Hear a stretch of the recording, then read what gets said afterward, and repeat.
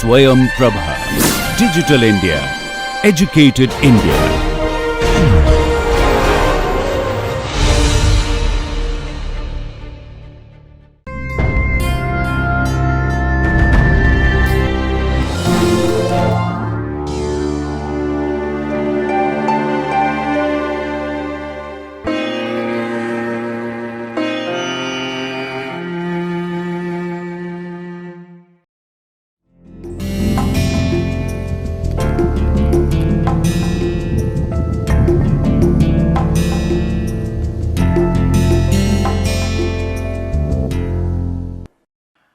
Welcome back, my dear friends. A very good morning, good afternoon, good evening to all those participants and students who are taking this TQM 2 under the NPTEL MOOC. And today is the 10th lecture, which is basically the last class for the second week, and after that you will obviously have the second assignment coming to you. And as you know, I am Raghunandan Sengupta from the IME department, IIT Kanpur. So, yesterday when we started of the designer experiments, obviously we did discuss that ANOVA, so which is analysis of variance. So, you want to basically understand what is the total concept of variance. So, variance can be of two components. One is the sum of squares, which is the total error which you have, that is basically divided into two components, which is, now listen to me carefully, one is the error which is intra and one is the error which is inter. So, that means if you see, for example, a number of classes considering the treatments which we considered, and each class has n number of observations. So, we will pay more attention to the errors which is there in each and every class and also amongst the class. Based on that, we formulated the hypothesis. So, the hypothesis were, number one, whether the means were equal, and we modified that to trying to find out whether the taus were 0. So, that is the null hypothesis which I am stating. With respect to the alternative hypothesis, that for the first case where the means are equal, I said one of them would be unequal, any two of them would be unequal, and in the other case for the tau, the alternative being the tau being not equal to 0. And we saw that when you are trying to compare the means, obviously I did mention we will always consider the z or the t distribution, and with the corresponding degrees of freedom being calculated based on the fact that what is the loss, which loss of information. Degrees of freedom reducing means you are losing, loss of information is there because you are not able to utilize the sample to that extent which would have been possible if there was no loss. And later on we saw that when you want to compare the standard deviation, the variance with respect to the errors, so we consider them to be all equal, and in another case the variance is not equal, at least two of them are not equal. And we saw that when we are comparing the ratios of the variances of the population, we took the F distribution, but the F distribution has the corresponding degrees of freedom calculated accordingly. So, it can be either less than type, greater than type, or not equal to, depending on whether you are trying to take the left hand side of the F distribution, right hand side of the F distribution, and the middle portion. So, we did discuss this, and we discussed that a very small example and how it could be found out. And obviously, if you remember, till the almost the fag end of the 7th class, we did we were in depth considering the concepts of hypothesis testing, before that point estimation and interval estimation. So, those concepts would be just for a precursor, and they would be utilized time and again. So, with this small background or recap, let us start the 10th lecture. So, we now present the estimators for the parameters in the single factor model. Now, in the single factor model, you have the Yij, I being for the suffix corresponding to the nomenclature, that is the treatment, j is the number of observation which you have. So, that will be equal to average of the average mean, which is mu without any suffix, plus tau I, which is the plus and minus variations or the movement on the positive or the negative direction would you have for the mean for any any one treatment. I am talking the example, the etching example.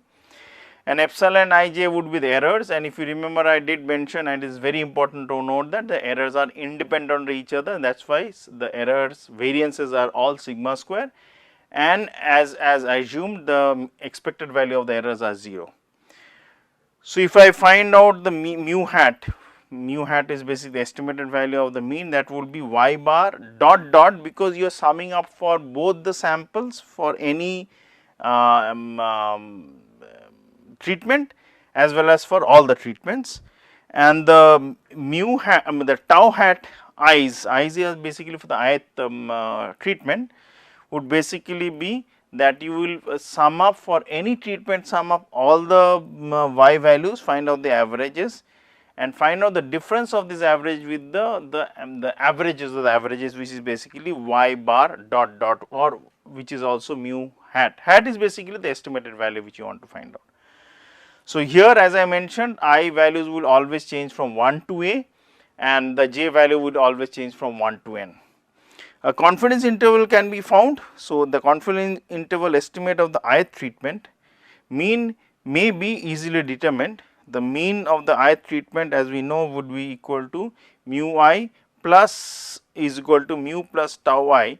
So, obviously, the error terms would not come. So, this tau I would basically give you the so called movement in the positive direction and the negative direction of the sample mean, corresponding to the fact that what is the average of the averages, which we find out by y hat dot dot. Okay, sorry.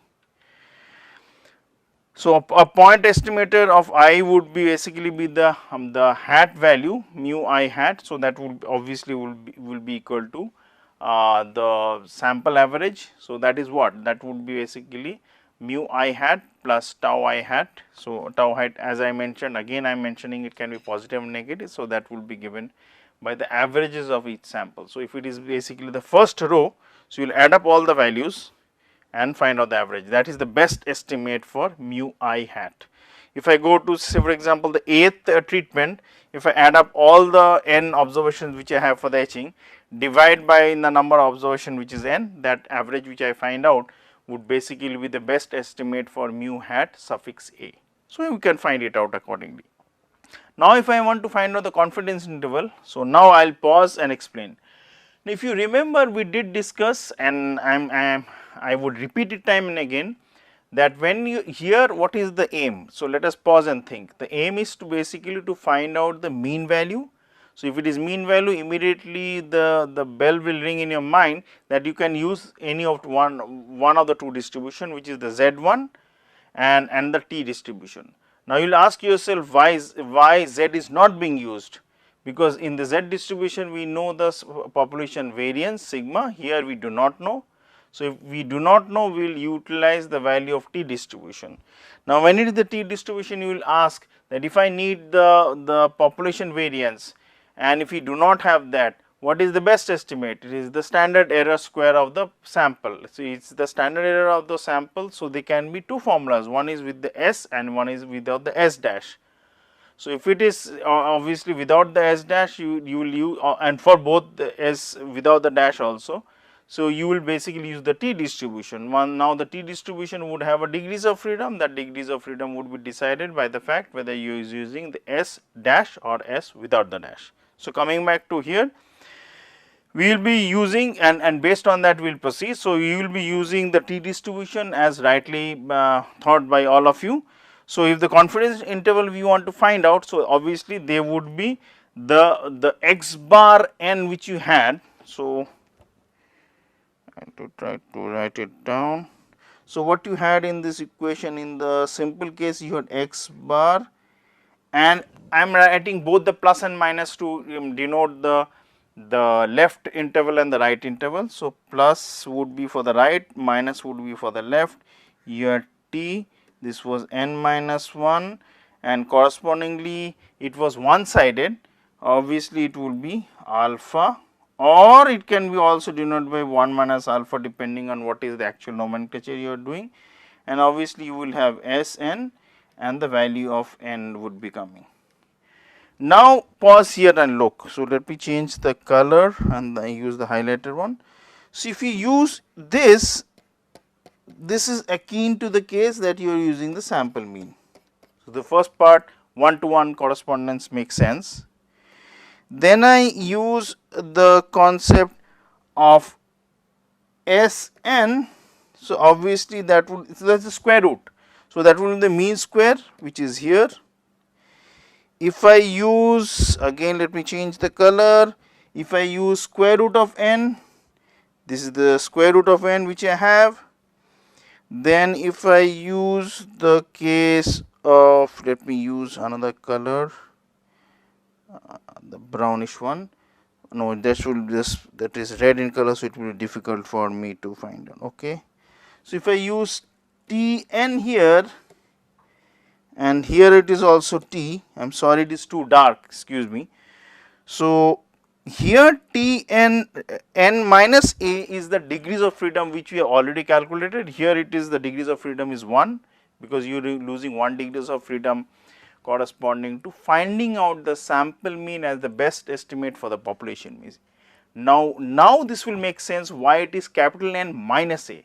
So how many such samples are there? There are a samples, because we are doing 8 number of treatments. So for each of the treatment we need to replace their population mean with the respect to the sample mean. So you lose 8 degrees of freedom, hence the total degrees of freedom now as present would be capital N, which will be small n into a minus a. So I will now remove the colors in order to give the corresponding values. So this would be done. Oh, I lost so let me use it.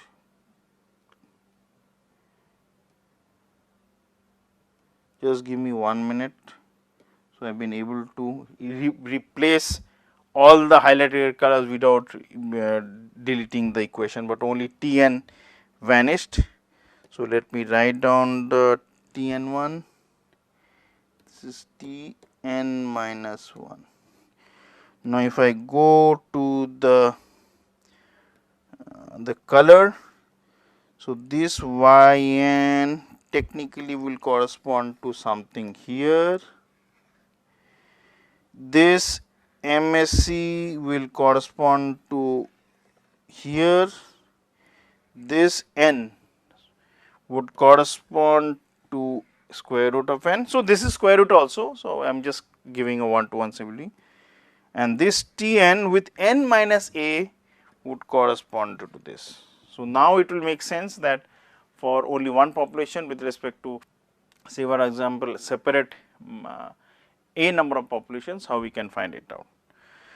So now here it will make sense. So the plus and minus signs would be coming. Plus is for this case where you have the upper limit, low m, minus is the case when you have the lower limit, and this ms suffix e is the mean square error which you have.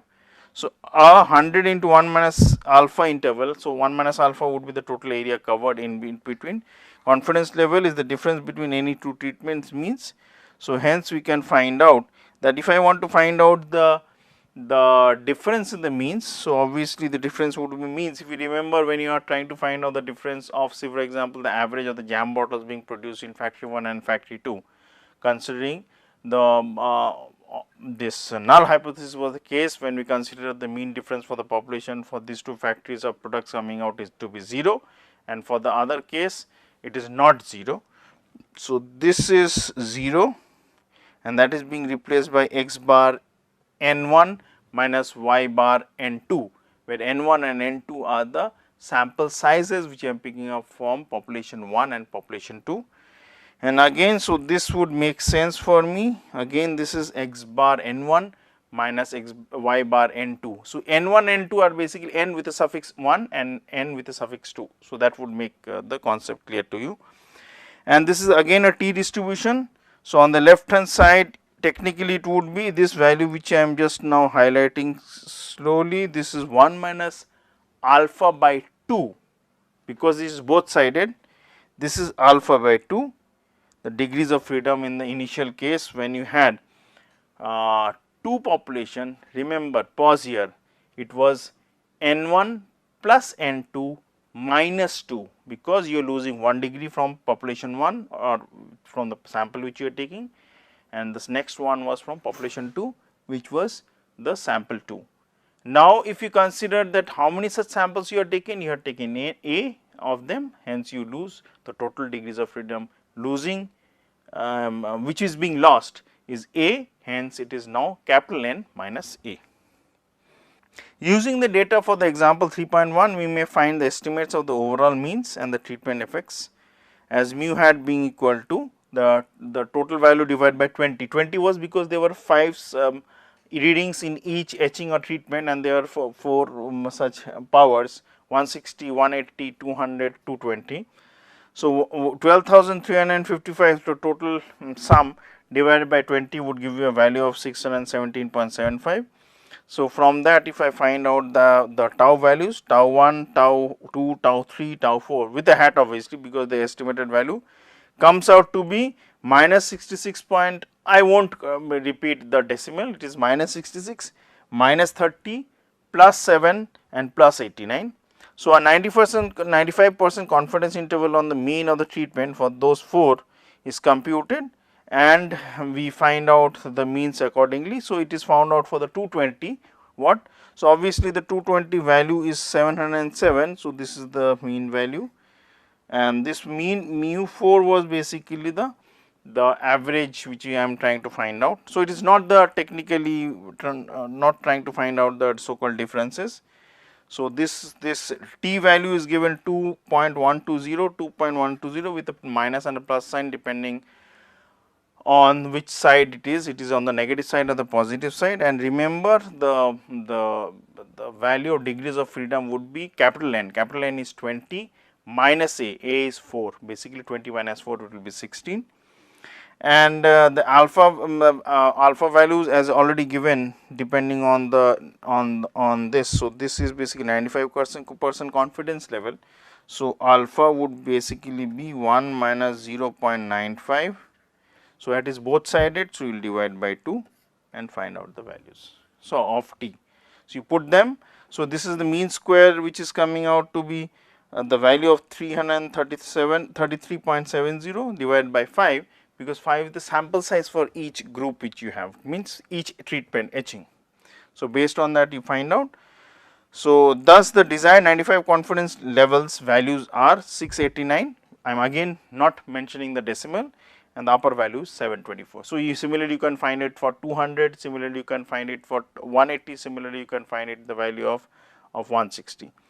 Now, in the case when you want to find out the values of the interval for the case when it is 160. So, in case of 707 you will have this 551.20. So, this gets replaced by 551.20, this gets replaced by 551.20. The value of 2.120 and plus and minus remains the same, because the sample size for each and every treatment n is constant here. If you remember that I had mentioned that when we were doing the problem, and hence the t values remain the same. This n value which is 5 is basically the same, and we do the calculations accordingly, and obviously alpha value is same here. So, if you want to change the values of alpha, you will get what the changes you would have for this problem, which is just shown on the slides. For the 220 watts would be the t values would be changing, because then the t values would basically increase or decrease depending on the confidence level value which is changing, because in that case alpha by 2 value would also change, because if it is 90% confidence level. So, in place of 95 you will basically have 90. So, it will be 0.1 minus 0.9 and divided by 2, that is alpha by 2. In some single factor experiments, the number of observations taken within each treatment may be different. We then say that the design is unbalanced. So, now here is the main point coming. If you remember, I mentioned at least 3 or 4 times that the number of sample size n is fixed for each and every treatment. Now, if they are changing. So, if they are changing, so they are unbalanced. So, the manual computation formula for sum of squares of the totals and sum of squares of the treatment become now. So, in this case it will be, when you had summed up, if you remember, I now use a highlighter one. So, in order to make things easier, and use Yeah. So, this value which you have n suffix I for each and every treatment was fixed, was small n only. Now it is changing. So, when you sum up y square suffix ij, so these values of j would change from 1 to n1 for the first case, 1 to n2 for the second case. Case means the treatment, and correspondingly, and I value will change from 1 to a depending on the number of cases, which is cases of the treatment is a. So, from, and obviously you will still use the formula of capital N being equal to that will be basically be n1 plus n2 plus n3 plus n4 till dot dot till n suffix a.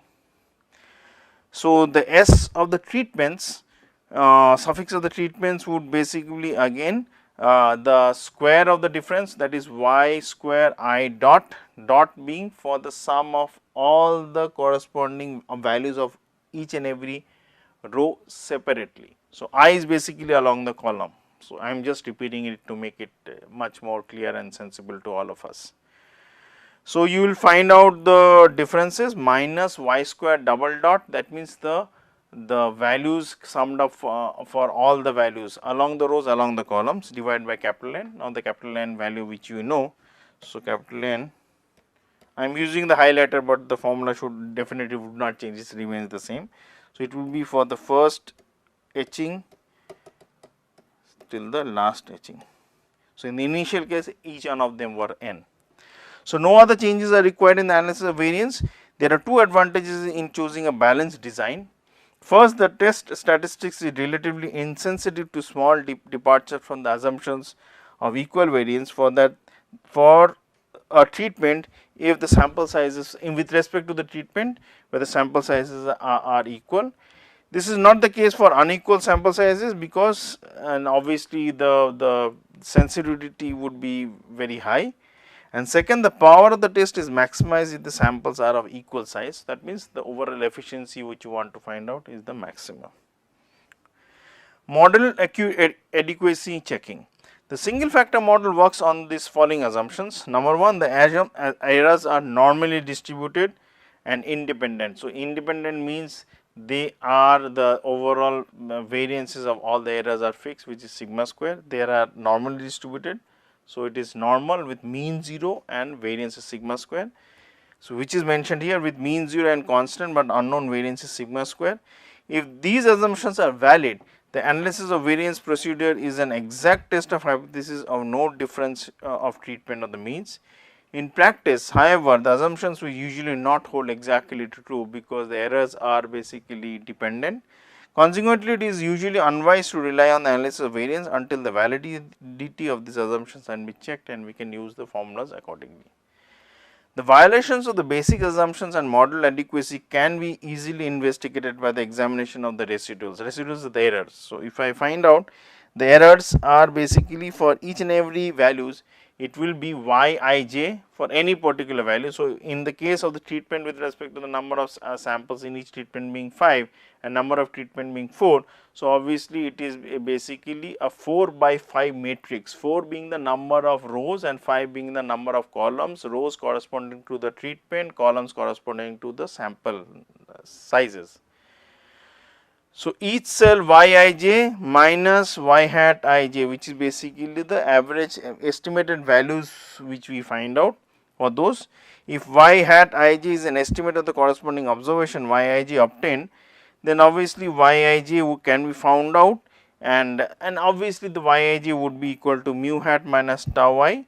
So, which can be expanded further and find out that y hat ij is equal to y bar I dot, which is basically the average of all the values for any treatment along the row.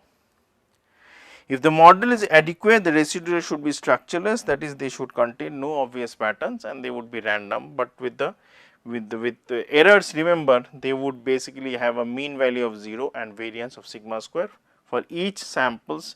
If I increase the sample and repeat it time and again, the errors would come out to be averages 0 and the variances would all be equal to sigma square, which is in practical sense may not be true. So, the normality assumptions, a check of the normality assumptions could be made by plotting a histogram of the residuals. Residuals means the epsilons which I am calculating. One way is to construct a normal probability plot of the residuals. If the underlying error distribution is normal, the plot will resemble a straight line, because I am taking the QQ plot. So, it will be a 45 degrees line. So, here I am finding the residuals, which I just highlighted. You have the normality plot for the percentage probability.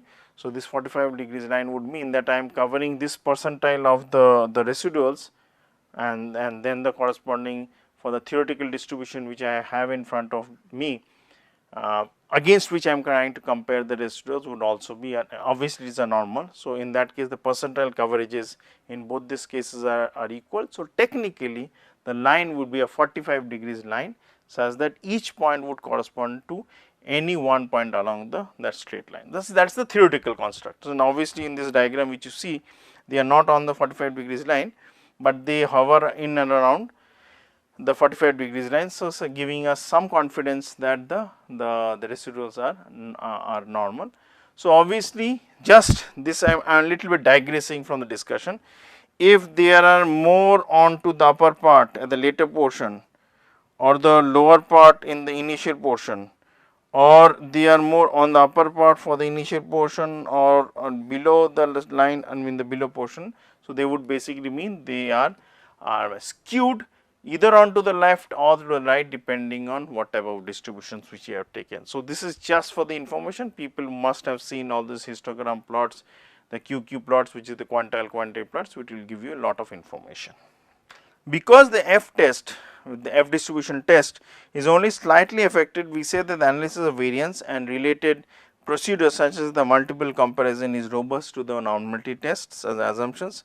A very common defect that often shows up on normal probability plots is one residual that is very much larger than of the others. Such a residual is called also called the outlier. That means outlier of the actual value, it is very high or very low. The presence of one or more outliers can seriously distort the analysis of variance. So, when a potential outlier is located, carefully investigation should be carried out. A rough check of the outliers may be made by examining the standard residuals. So, I have basically the errors divided by the square root of the mean square errors. So, that should basically give me what if there are outliers, and obviously we know the errors are normally distributed with 0 mean. I am repeating it, with sigma square as variance. The standardized distribution should be approximately normal with mean 0 and a unit variance in the standard case. Standard case means I am considering the variances as 1. Plotting the residuals in time order of data collection is helpful in detecting strong correlations between the residuals. A tendency to have runs of positive and negative residuals indicates positive correlation. This would imply that the independence assumptions on the errors have been violated. This is a potentially serious problem and one that is difficult to correct. So, it is important to prevent the problem if possible when the data are collected, and we can take corrective actions accordingly. Proper randomization of the experiment is an important step in obtaining the independent structure. So, it means if you remember that when we are doing the experiment of 160, 180, 200, 220, we randomly chose in order to do away with any error biases creeping up intentionally. So, let me use the word intentionally. That means, if we keep doing 160 and then go to 180, so that means there is slowly increase in the wattages, which may affect the etching and the other values which you are trying to calculate. Sometimes the skill of the experimenter or the subjects who are doing the experiment may change as the experiment progresses, or they may be biases creeping up. Being studied may drift or become more erratic. So, this would often result in a change in the error variance over time.